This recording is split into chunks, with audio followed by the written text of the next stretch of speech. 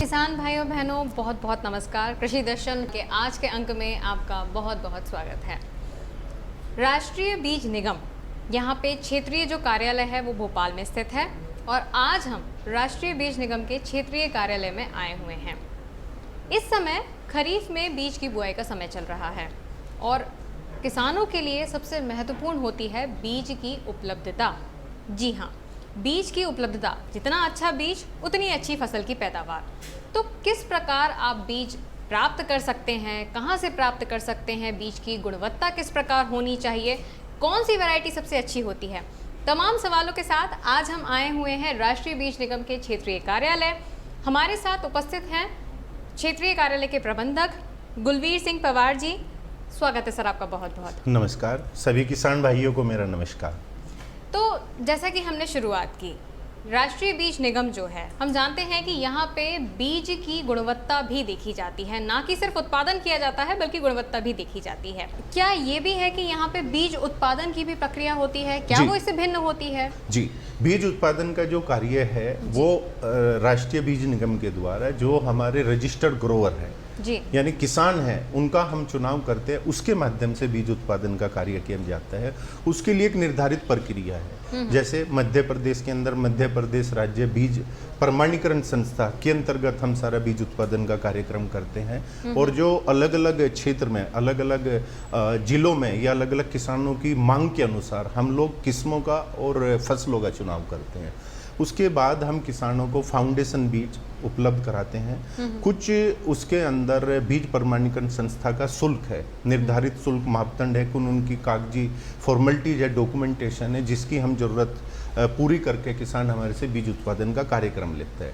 बीज उत्पादन का कार्यक्रम आसपास के जो जिले हैं वहाँ पे हम आवंटित करते हैं। उसके बाद जो एनएससी के हमारे अधिकारी है तथा राज्य बीज प्रमाणीकरण संस्था के जो अफसर हैं, वो जाके किसानों के खेत पे उसका चेक करते हैं, उसका इंस्पेक्शन करते हैं। उसके बाद जो निर्धारित प्रक्रिया है, राष्ट्रीय बीज निगम की भी जो गाइडलाइन है उसके अनुसार और राज्य बीज प्रमाणीकरण संस्था के अनुसार जो निर्धारित प्रक्रिया है उसके अनुसार खेत का निरीक्षण किया जाता है और जो बीज गुणवत्ता में या उन मापदंड को पूरा करता है उसके बाद उस बीज का अंतर्गत एनएससी के गोडाउन्स में किया जाता है, प्लांट पे किया जाता है। अब क्योंकि अभी बुआई का समय चल रहा है, तो बुआई के समय में इस समय, अब पहले तो कहते थे कि धान का कटोरा छत्तीसगढ़ हुआ करता था, लेकिन इस समय मध्य प्रदेश भी धान की बुआई में आगे बढ़ता आ रहा है। कई सारे क्षेत्र में धान बोई जाने लगी है। तो जब हम बीज की वैरायटी की बात करते हैं तो सबसे पहले हम जान लेते हैं धान की वैरायटी के बारे में। शुरुआत करेंगे कि धान की वैरायटी किस किस प्रकार की हैं और किस किस प्रकार से उनका अच्छा उत्पादन आप कर सकते हैं। सर, इसके बारे में थोड़ा सा बताइए। जैसा आपने बताया बिल्कुल सही है, धान का एरिया मध्य प्रदेश में बढ़ता जा रहा है और धान में बेसिकली दो सेगमेंट में रहता है। एक तो धान जैसे भोपाल के आसपास में जो 2-3 जिले हैं, यहाँ पे बासमती किस्मों का प्रचलन बहुत बढ़ रहा है। बासमती के अंदर एनएससी के पास पूसा PB01 करके एक वैरायटी है, वो उपलब्ध है। 1509 करके किस्म है, वो उपलब्ध है। इसके अलावा 1637 करके किस्म उपलब्ध है, मैं आपको पूरी बता देता हूँ। और PB1121, PB1509, PB1718, PB1 और PB1637 ये किस्में उपलब्ध है। और मेरे सामने धान का बैग भी रखा हुआ है जो किसानों को हम उपलब्ध करा रहे हैं बीज। इसके अलावा जो मोटा धान है, मोटा धान के अंदर काफ़ी प्रचलित किस्म यहाँ पे IR64 है, वो हमारे पास उपलब्ध है। आपके पास MTU 1010 वैरायटी है। इसके अलावा क्रांति किस्म है। इसके साथ साथ ही आपका MTU 1010, MTU 1056, इसके अलावा आप क्रांति करके वैरायटी उपलब्ध है, महामाया उपलब्ध है। तो ये ऐसी किस्में हैं जो अलग अलग क्षेत्र में किसानों की ज़रूरत के अनुसार हम उपलब्ध करा रहे हैं। तो धान के अंदर कुछ एरिया के हमारे किसान संकर धान को भी यूज करते हैं। तो उसके अंदर ये पैकेट रखा हुआ है संकर धान का, गंगा करके वैरायटी है 3 किलो में, ये हमारे पास उपलब्ध। यहाँ पे ये बात मैं पूछने ही वाली थी कि क्या जो आपने अभी जो किस्में बताई हैं, क्या ये किस्में हम जगह के हिसाब से भी डिसाइड करते हैं कि किस किसान की जगह को, मतलब किस जगह को हमें किस प्रकार की वैरायटी देनी चाहिए, किस प्रकार की किस्में देनी चाहिए? जी, इसमें बेसिकली किसान की जो चॉइस रहती है, जो उसकी पसंद है, यहाँ पे कई बार अवधि के अनुसार किसान लेता है। जैसे धान में कुछ फसलें ऐसी है जो 100 दिन के अंदर पक जाएगी, कुछ फसलें ऐसी है जो 120 से 125 दिन में पकती है, और कुछ फसलें ऐसी हैं, किस्में ऐसी हैं जो 135 से 140 दिन के अंदर लगती है जी। तो जो किसान अगेती बुवाई करता है, जो पहले रोपाई करता है, तो नेचुरली उसको ज़्यादा समय मिल जाएगा, तो वो जो लॉन्ग ड्यूरेशन वैरायटी है उनका चुनाव करता है। जैसे जैसे अभी कुछ आप देख रहे हैं कि बरसात भी अभी कुछ एरिया में कम हुई है या अभी अच्छी तरह बरसात नहीं हुई है, तो जैसे जैसे बुआई में विलम्ब होता जाएगा तो किसान जो कम दिनों में पकने वाली किस्में हैं फिर उनकी तरफ उनका रुझान बढ़ता है। तो हमारे पास यहाँ हर किस्म का तो बताना मुश्किल हो जाएगा, तो हमारे पास किस्म इस तरह से उपलब्ध हैं कि उनको कम समय के अगर हम एक अंतराल में बांटें, उसके अलावा मध्यम अंतराल में बांटें, और जो ज़्यादा समय लेती हैं वो सारी किस्में मैंने बताई है उसमें उपलब्ध है। तो किसानों को पता है कि कौन, जब वो बीज खरीदने आता है तो हमारे साथियों से या जो हमारे अधिकृत बीज विक्रेता है उनसे, या जिस दुकान से भी वो परचेज करता है वहाँ पे पूछता है कि ये किस्म कितने दिन में पक जाएगी। साथ ही साथ कई यहाँ सेगमेंट ऐसा है, जैसे हमारे यहाँ मोटा धान में है तो परमल टाइप बोल देते हैं, जैसे पोहा में कोई यूज होता है तो उसमें क्रांति वैरायटी है, बहुत अच्छी है। कुछ जगह लंबा धान आता है, पतला और लंबा धान, तो इस तरह की कई विशेषताएं रहती है। तो जब भी किसान परचेज करता है बीज को तो वो चीज़ें पूछने के बाद ही उसको परचेज करता है। एक जो अभी नया नया जिसका प्रचलन बढ़ा है वो है हाइब्रिड वैरायटी, तो क्या धान में भी हाइब्रिड प्रकार की कोई वैरायटी उपलब्ध है? जी, धान में जैसा मैंने बताया अभी हमारे सामने ही पैकेट है डिस्प्ले में, ये गंगा वैरायटी है, ये 3 किलो पैकिंग में है। इसकी खास बात क्या है कि एक तो ये कम ड्यूरेशन में, करीब 125 से 30 दिन में ये वैरायटी पक जाती है किस्म, और साथ ही साथ इनके अंदर जो कहते हैं कि पानी अगर आपके पास नॉर्मल है तो उसके अंदर भी इनकी पैदावार अच्छी आती है। इनमें बीमारियों का जो खतरा है या कीट पतंगे लगने का लगता है लेकिन कम लगता है, और अगर मौसम क्लाइमेटिक कंडीशन कुछ अलग तरह की रहती है, रिवर्ट कंडीशन रहती है, तो उसके अंदर भी इनका अच्छा पैदावार आता है। ये खासतौर से हम जैसे कटनी है, जबलपुर है, बालाघाट है, सतना है, रीवा है, उस सारे बेल्ट में हाइब्रिड धान का प्रचलन है, तो उस एरिया के अंदर हम इनको बिक्री कर रहे हैं। तो किसान भाइयों, यहाँ पे हमने धान की अलग अलग प्रकार की जितनी भी किस्में हैं उनके बारे में जाना है, चाहे वो हाइब्रिड प्रकार की हो या फिर किस एरिया में किस प्रकार की बीज आप बो सकते हैं, या फिर जैसा कि सर ने अभी हमें बताया है कि बीजों को भी बांटा गया है, कम समय में पकने वाली या ज़्यादा समय में पकने वाली, या फिर बारिश के अनुरूप भी आप देख सकते हैं। तमाम जानकारी आप जब आप बीज खरीदते हैं तो आपको इसके बारे में पूरी जानकारी पता कर ही लेनी चाहिए, और आप करते भी होंगे। यहाँ पे समय हो चला है एक छोटे से ब्रेक का। ब्रेक के बाद भी हम जारी रखेंगे हमारे कार्यक्रम को और जानेंगे आगे की भी बहुत सारी फसलों की प्रकार की किस्में।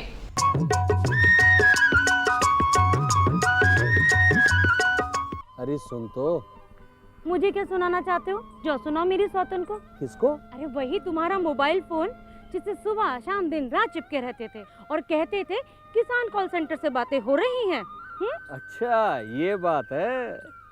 हाँ क्यों, क्या हुआ?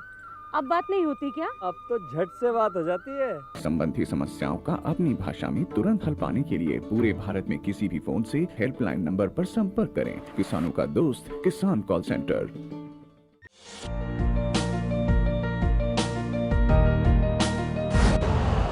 यूरिया का स्वदेशी उत्पादन 70 लाख टन बढ़ाने के लिए 6 उर्वरक संयंत्रों का उद्धार किया जा रहा है।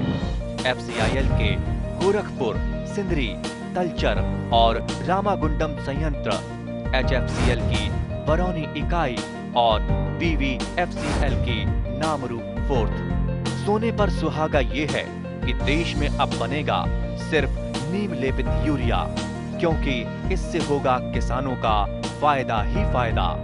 अनाज का उत्पादन 10% तक बढ़ेगा, बढ़ेगी 10 से 15% नाइट्रोजन क्षमता।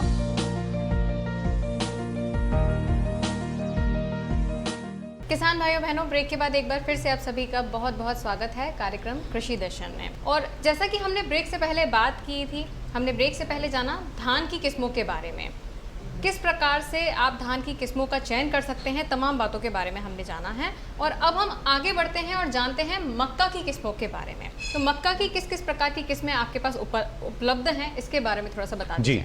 मक्का में बेसिकली किसान भाइयों 2-3 जो हमारे क्षेत्र हैं, जैसे छिंदवाड़ा एरिया है, खरगोन है, होशंगाबाद है, बैतूल है, तो ऐसे करीब 8 से 10 जनपदों में मक्का काफ़ी लार्ज स्केल में किसानों द्वारा लगाई जाती है। तो उसके अंदर 2 किस्में हमारे पास है। एक तो अभी डिस्प्ले में भी है जो हाइब्रिड किस्म है सुपर 82 के नाम से, और दूसरा आप ये देखेंगे सुपर 82 जो हाइब्रिड किस्म है मक्का की, ये हमारे पास बिक्री के लिए उपलब्ध है। इसके अलावा एक किस्म हमारे पास सतपुड़ा करके है, DMRS 1301 सतपुड़ा के नाम से किस्म है, ये हमारे पास उपलब्ध है। तो ये 2 किस्में ही हम किसान भाइयों को उपलब्ध करा रहे हैं। यहाँ पे ये हमने मक्का की किस्मों के बारे में जाना है। यहाँ पे सर और भी किस्में उपलब्ध होंगी, जैसे कि ज्वार की अगर बात करें। हाँ जी, ज्वार की मैं बताऊंगा किसान भाइयों, CSV 27, CSV 32 और एक किस्म है हाइब्रिड में, वो हमारे पास उपलब्ध है। उसका बीज यहाँ डिस्प्ले में नहीं है, लेकिन अगर जिस किसान भाई को चाहिए वो हमारे से बीज प्राप्त कर सकता है। हमने यहाँ पे बात की मक्का के बारे में, ज्वार के बारे में, तो हम बाजरा को कैसे भूल सकते हैं? तो क्या बाजरा की किस्में भी आपके पास उपलब्ध हैं? जी, बाजरा में हाइब्रिड बाजरा हमारे पास उपलब्ध है। वरदान के नाम से हाइब्रिड किस्म है बाजरा की, तो वो हमारे पास किसान भाई अगर चाहे तो वो प्राप्त कर सकते हैं। उसके अलावा भी और कई किस्में हैं जो हाइब्रिड बाजरा में हमारे पास उपलब्ध है। एक समय था जब मध्य प्रदेश में सोयाबीन की पैदावार जो थी वो एकदम नंबर 1 पे कह सकते हैं कि मध्य प्रदेश जो था वो सोयाबीन के उत्पादन में नंबर 1 पर था। प्रचुर मात्रा में सोयाबीन का उत्पादन होता था, लेकिन धीरे धीरे सोयाबीन का जो उत्पादन है वो थोड़ा सा कम सा होने लगा है। लेकिन अब समय आ चला है कि हम सोयाबीन की तरफ भी दोबारा रुख करें, और उसके लिए जान लेते हैं सोयाबीन की अच्छी प्रकार की किस्में यहाँ पे कौन कौन सी उपलब्ध हैं। जी, सोयाबीन में बेसिकली जो नई किस्में अभी लगातार मार्केट में उपलब्ध कराई जा रही हैं, तो नई किस्मों के अंदर आप लेकर चलेंगे RVS 2001-4, JS 2029, JS 2034। उसके अलावा RVS 18 करके एक बहुत नई अच्छी किस्म आई है, वो उपलब्ध कराई है। साथ के साथ ही जो पुरानी प्रचलित किस्में हैं, जिसमें JS 9305, 9305, 9560 और कुछ एरिया में JS 335 का बीज भी लगाते हैं। तो ये किस्में मार्केट में उपलब्ध है, किसान भाई अपनी ज़रूरत के अनुसार ले सकते हैं। और साथ ही साथ मैं बताना चाहूँगा कि पिछले 2 वर्षों में जो हमारे इंस्टीट्यूट है या यूनिवर्सिटी है, उनके द्वारा कई नई किस्में भी अभी दी है किसान भाइयों को, तो उसका बीज भी हम उपलब्ध करा रहे हैं। और उम्मीद है कि इस वर्ष से या अगले वर्ष से प्रचुर मात्रा में उनका बीज भी हम किसान भाइयों को उपलब्ध कराएंगे। जी, सोयाबीन भी यहाँ पे डिस्प्ले में आप देख सकते हैं। यहाँ पे हमने कई सारी किस्मों के बारे में जाना है, लेकिन अब समय हो चला है जानने का प्रोटीन के बारे में। जी हाँ, प्रोटीन का सोर्स जो होती हैं वो होती है दाल, और दाल में सबसे महत्वपूर्ण जिसे कहते हैं बीमारों की दाल। जी हाँ, मुझे पता है आप समझ गए होंगे, मूंग की दाल जो होती है उसे बीमारों की दाल कहा जाता है, लेकिन सबसे ज़्यादा महत्वपूर्ण भी वही होती है क्योंकि प्रोटीन का सबसे ज़्यादा सोर्स देती है। तो मूंग की दाल की जो किस्में हैं वो कौन कौन सी हैं? जी, मूंग की दाल में बेसिकली जो 2 किस्में बहुत प्रचलित हैं इधर, एक विराट और शिखा। तो ये दोनों किस्में मध्य प्रदेश में किसानों को उपलब्ध करा रहे हैं। इसके साथ ही साथ कुछ किस्में जो काफ़ी पुरानी प्रचलित किस्म है, PDM 139 जिसको सम्राट के नाम से यहाँ लोकल भाषा में बोलते हैं, उसका बीज भी हम उपलब्ध करा रहे हैं। तो ये तीनों किस्मों का बीज किसान भाई NSC से प्राप्त कर सकते हैं। जी, मूंग की हमने बात की, क्या उड़द और अरहर भी यहाँ पे उपलब्ध है? हैं? उड़द में बेसिकली जो अभी मेन डिमांड है इस क्षेत्र में, काफ़ी अच्छी किस्में हैं। PU1 यानी प्रताप उड़द 1, वो हम किसान भाइयों को उपलब्ध कराते हैं। T9 के नाम से एक किस्म है, वो उपलब्ध करा रहे हैं। PU31 के नाम से एक किस्म है, वो उपलब्ध करा रहे हैं। इंदिरा उड़द 1 करके वो उपलब्ध करा रहे हैं। और इसके साथ साथ ही 2-3 किस्में इस बार प्रोडक्ट चेन में नई किस्में लॉन्च की है, उसका बीज उत्पादन भी हम इस साल कर रहे हैं। तो उम्मीद है कि अगले वर्ष से वो किस्में भी हम उपलब्ध कराएंगे। जब किसान भाई बीज बाजार में लेने जाते हैं तो वो कैसे उसकी गुणवत्ता के बारे में जाने या कैसे पहचाने कि वो बीज असली है या नकली है? जी, ये बहुत ही महत्वपूर्ण और बहुत अच्छा सवाल है। मैं आपको बताना चाहूँगा कि जो भी आप बीज परचेज करें या पैकेट परचेज करें, जैसे यहाँ पे एक पैकेट ये रखा हुआ है मेरे पास धान का, तो इसके ऊपर प्रमाणित धान का इसके ऊपर 2 टैग लगे हुए हैं ये। जी। तो आप एक तो ये पहचान कर ले किसान भाइयों कि जब भी जो पैक है उसके ऊपर ये सर्टिफिकेशन एजेंसी का टैग है, उसके नीचे NSC का लेबल लगा हुआ है जी। तो ये प्रॉपर लगा होना चाहिए और उसके ऊपर सिलाई बिल्कुल सही लगनी होनी चाहिए। तो ये पैकेट कोई खुला नहीं होना चाहिए कि अगर ये कोई खुला हुआ है बोरा, प्रॉपर सीलिंग होनी चाहिए और एक बार ही ये सिलाई होनी चाहिए। जैसा आप देख रहे हैं ना कि एक बार ही सिलाई है। अगर ये सिलाई कई बार है ऊंचे तिरछे तो हो सकता है इसको कि दोबारा किसी ने इसको पैक करने की कोशिश की हो। साथ के साथ ही अगर आप पीछे साइड में देखेंगे इसके पूरे मापदंड लिखे हुए हैं बीज के, पैकेट्स पे लिखे हुए हैं और ये पूरा पैक बोरा है। इसके ऊपर किस्म लिखा रहेगा कौन सी किस्म है। इसके साथ ही अगर आप ये दूसरे पैकेट देखेंगे, छोटे पैकेट है जैसे मैं आपको बताऊंगा, ये भी बिल्कुल पैकेट है। तो इस पैकेट के ऊपर सारा इसके अंदर जर्मिनेशन कितना है ये सब चीज़ इसके ऊपर लिखी रहेगी। तो आप किसान भाई तो ये देखें कि कोई भी कोशिश करें कि कोई चीज़ ओपन में परचेज मत करें। आप पैक चीज़ खुला बीज को आप अवॉइड करें और आप पैकेट ही देखें। जैसे ये पैकेट है, सब पैक है। पैकिंग भी देख ले कि अच्छी तरह है या नहीं है, सील्ड है, कहीं से खुला तो नहीं है। और उसके ऊपर बाकायदा उसकी वैलिडिटी लिखी रहेगी, उसमें जर्मिनेशन कितना है, उसमें प्योरिटी कितनी है, ये सारी जो सीड एक्ट के प्रावधान है उसके अनुसार ये सब चीज़ इसके ऊपर प्रिंट रहती है। इसके साथ ही जब भी आप बीज खरीदें, किस्म का चुनाव अपने एरिया से करें कि आपको कौन सा बीज चाहिए। कई बार ऐसे बीज बाजार में देखने को मिलते हैं कि वो किस्में ना तो नोटिफाइड रहती है ना रिकमेंडेड किस्में रहती है। जितने भी आपने बताए हैं जो सील्ड होते हैं, क्या वो सभी NSC से प्रमाणित होते हैं? क्या उन पे सभी पे टैग लगा होता है NSC का? जी, आपने मैं बताया कि जो दो श्रेणी में हम NSC बीज पैक करते हैं। एक तो जो प्रमाणित बीज है, प्रमाणित बीज के ऊपर एक जिस स्टेट का, जिस राज्य की प्रमाणीकरण संस्था में आपने बीजों का पंजीकरण करा है उसका ऊपर टैग लगा मिलेगा। दूसरा NSC का लेबल लगा मिलेगा। इसके साथ ही जो हम सत्यापित बीज या ट्रूथफुल लेवल बीज उपलब्ध कराते हैं वो पैक सीड मिलेगा और इसके पीछे ये टैग लगा मिलेगा। तो पैक आपको हर चीज मिलेगा। जैसे सब्जी का बीज है तो इसके पीछे आप ये देखेंगे पूरा, इसको हम सीड एक्ट के अनुसार टैगिंग बोलते हैं। पैक सारा बीज मिलेगा। जो बीज छोटा वो मिलेगा सिंगल, अगर बड़ी बोरी में तो उस पर NSC का लेबल सबके ऊपर मिलेगा। तो किसान भाइयों, यहाँ पे हमने जितनी भी प्रकार की किस्में हैं उनके बारे में जाना। अलग अलग प्रकार के प्रमाणित बीज यहाँ पे उपलब्ध हैं और एक बहुत ही पुरानी कहावत है जो हमेशा प्रचलन में रहती है कि जैसा बोते हैं वैसा ही काटते हैं। तो आप जितना अच्छा बीज लेंगे, जितने अच्छे बीज को बोएंगे, उतनी ही अच्छी पैदावार होगी, उतना ही ज़्यादा आपका मुनाफा होगा।